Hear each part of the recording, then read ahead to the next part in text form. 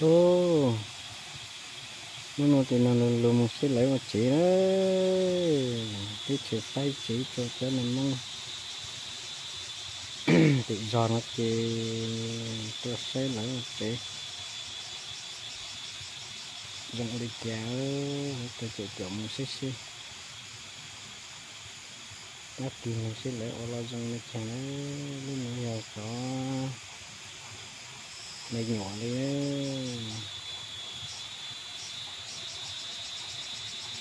tay thì chỉ cho ít thực chẳng đâu ra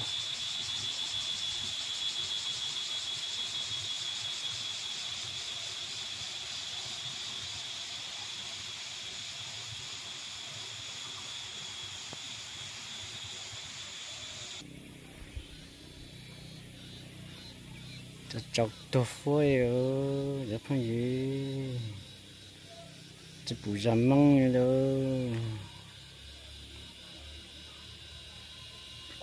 chọc cũng một xe chả nào tu lại một tập bây giờ quay hàng đang làm măng chọc tổ phơi chỉ bùi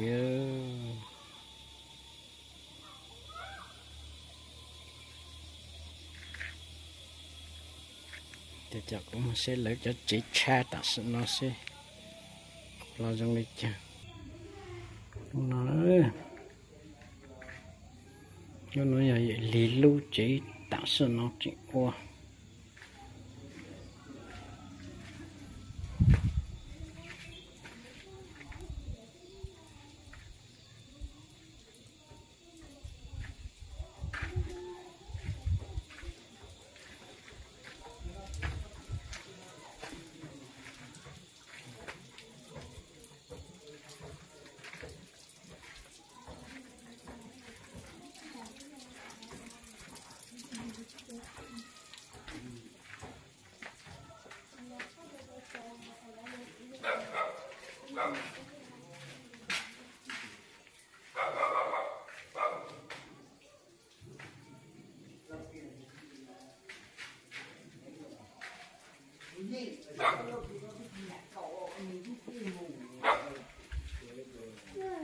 chỉ bốc khơi pi lúc có chế ok nó đấy nó nói là thiện dữ nó từ lâu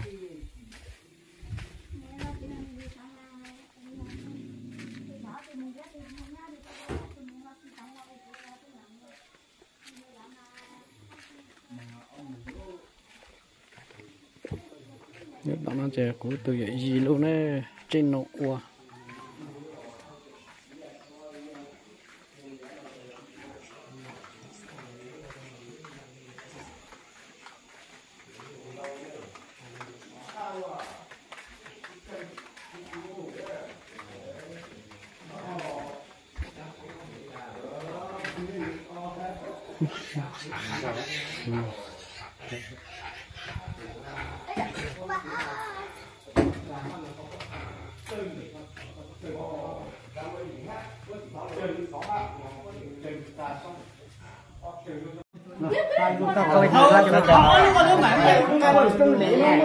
họ gì lẩu họ tao rồi mà chút thời xuân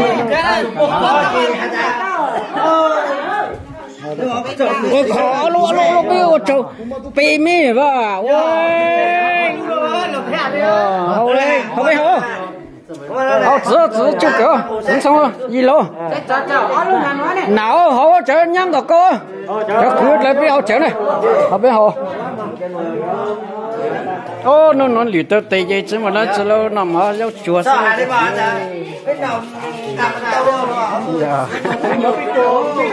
càn tàu đi bây giờ cái chơi cái tôi dùng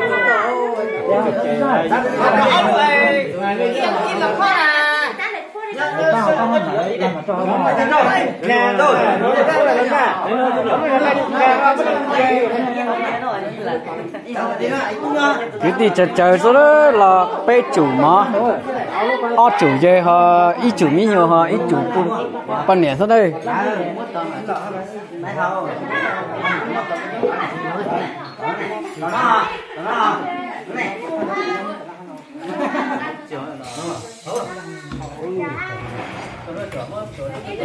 có nhá tụt tụt qua con mày giờ con mày ông có nhà mơ cả một ngày không có nhá tụt tụt qua ai cả mà ở chị ơi có cha cha chùa mình đúng rồi mà làm rồi lâu rồi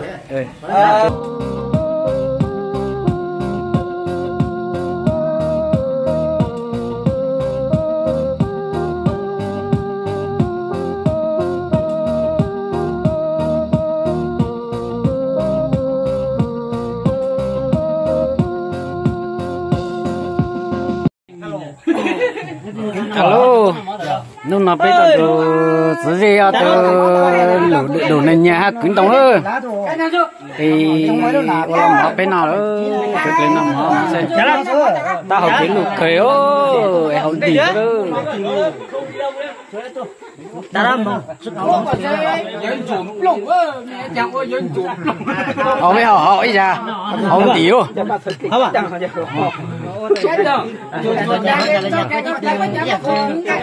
quay video rồi. mình chưa sử dụng nha.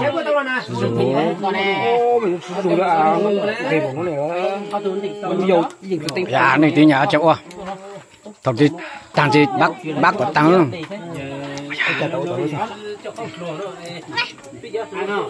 Này thì cho khốt luôn này. Có chờ nhá. Có lên mà có thể chỗ ớt thì mới nhỏ nhá. Dạ.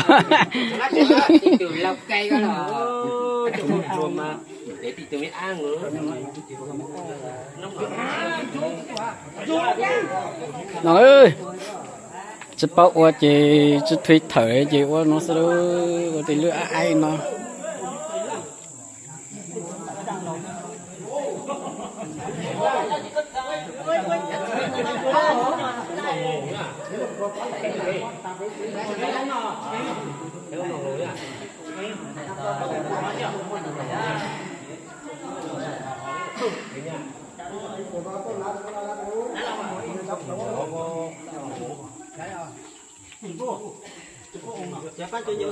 Ông cũng nói luôn dầu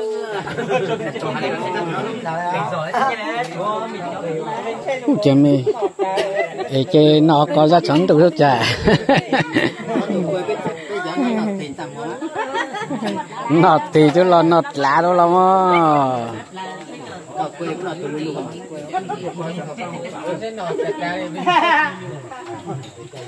Ôi gì trong đến rồi đấy à? Là nó dùng đến là nó không dùng.